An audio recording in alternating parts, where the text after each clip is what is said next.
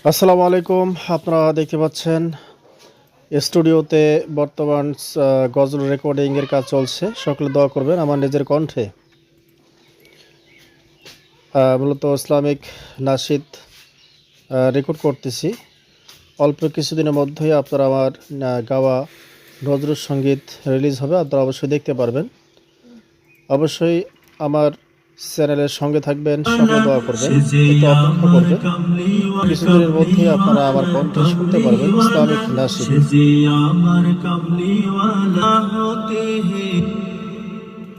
हेरा होते हेले दूले नुरानी तो नूर के आशहाय